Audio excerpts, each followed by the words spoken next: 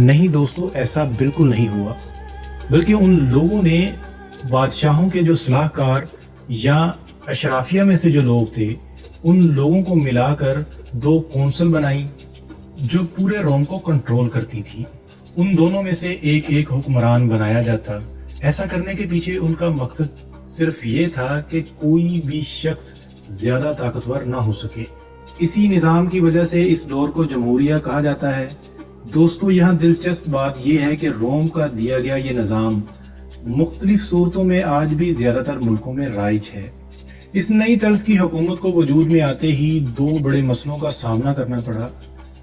پہلا مسئلہ اندرونی تھا، جس کی وجہ یہ تھی کہ روم نے بادشاہوں سے تو جان چھڑا لی تھی، مگر روم اب بھی 2 طبقات پر مشتمل تھا۔